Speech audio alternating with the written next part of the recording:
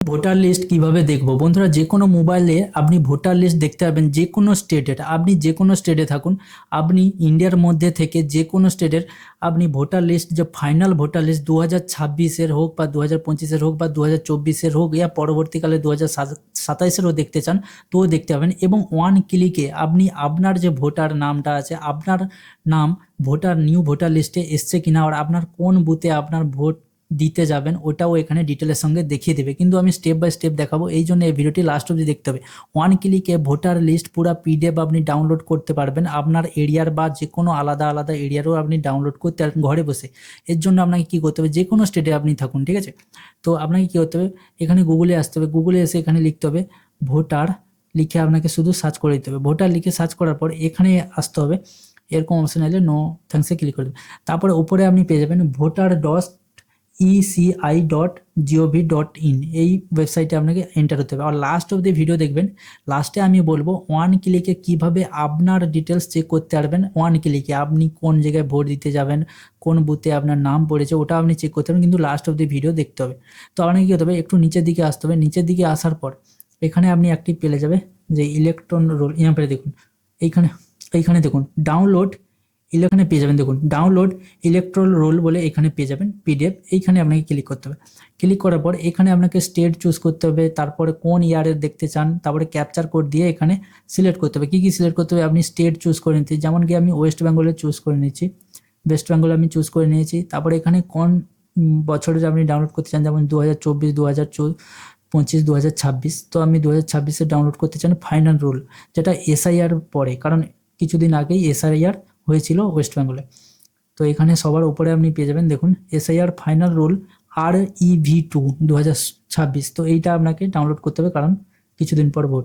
তারপর এখানে district choose করতে হবে যে আপনি কোন ডিস্ট্রিক্ট ডাউনলোড করতে চান। তো আমি এখানে যেটা পূর্ব মেদিনীপুরের করতে চাই, সিলেক্ট করে নিচ্ছি। এবার এখানে বলছে সিলেক্ট অ্যাকাউন্ট, এখানে বলছে মানে আপনার যে বিধানসভা ওইটা কোনটা, এখানে সিলেক্ট করতে বলছে। তো আমি এখানে সিলেক্ট করে নিয়েছি।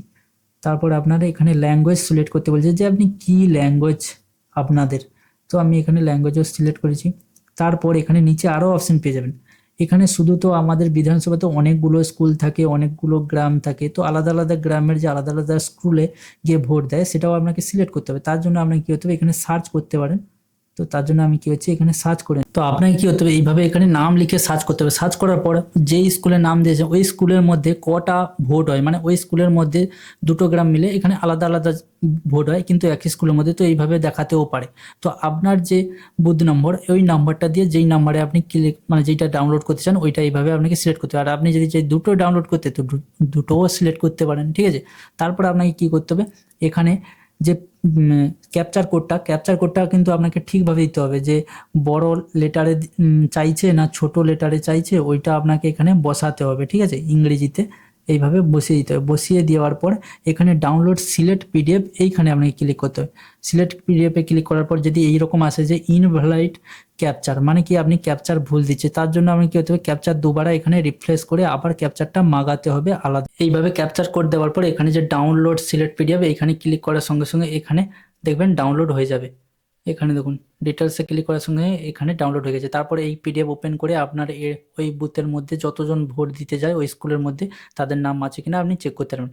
আর আমি একটা বলেছিলাম কি কীভাবে আপনি ওয়ান ক্লিকে দেখবেন। ওয়ান ক্লিকে মানে কী হচ্ছে, আপনার যে ভোটার নাম্বার বা মোবাইল নাম্বার বসিয়েও আপনি চেক করতে পারেন ওয়ান ক্লিকে, যার চেক করতে চান। তার জন্য কী হতে হবে, প্লে স্টোরে যাবেন, এই অ্যাপসটি ইনস্টল করতে হবে, যার নাম হচ্ছে ECINET, যেটা হচ্ছে ইলেকশন কমিশন অফ ইন্ডিয়ার অ্যাপ্লিকেশন। এই অ্যাপ্লিকেশনের মধ্যে আপনি অনেক কিছু পাবেন, যেমন ভোটার কার্ড ডাউনলোড করতে পারেন, ভোটার কার্ডে এপিক নাম্বার দিয়ে অনেক কিছু ডিটেলস চেক করতে পারেন, বা নতুন রেজিস্ট্রেশন করতে পারেন, বা আপনার যে অ্যাপ্লিকেশন ডিটেলসও ট্র্যাক করতে পারেন। তো আপনাকে কী করতে হবে, এখানে চেক করার জন্য আপনার নতুন ভোটার লিস্টে নাম এসছে কিনা, কোন বুথে এসছে, কবে আপডেট হয়েছে কিনা এসআইআর এর মধ্যে, পুরো ডিটেলস চেক করতে হবে। তার জন্য এখানে search your name in voter list, এইটাই ক্লিক করতে হবে। ক্লিক করার পর এখানে আপনি অনেকগুলো অপশন পাবেন, যেমন এখানে পেয়ে যাবে সার্চ বাই এপিক নাম্বার, মানে ভোটার যে এপিক নাম্বার, বা সার্চ বাই ডিটেলস, মানে আপনি ডিটেলস দিয়েও আপনার ডিটেলসগুলো, নাম, আপনার যেটা হচ্ছে রিলেটিভের নাম, তার ডিটেলস বগেরা দিয়ে, মানে আপনার ফাদার মাদার নাম দিয়েও আপনি সার্চ করতে পারেন। তারপরে এখানে মোবাইল নাম্বার বসিয়ে স্টেট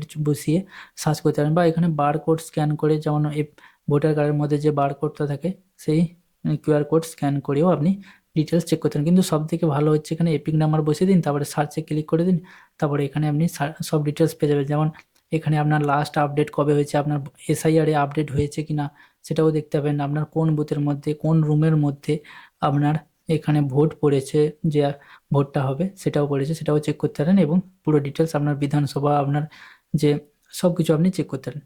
তো এইভাবে আপনি নতুন ভোটার লিস্টে নাম এসে কিনা চেক করতে পারেন। তো ভিডিওটি কেমন লেগেছে জরুর কমেন্টে বলবেন। এইরকম ভিডিও দেখতে হলে চ্যানেলটিকে সাবস্ক্রাইব করে রাখুন। দেখা হচ্ছে পরের ভিডিওতে। ততক্ষণ বাই।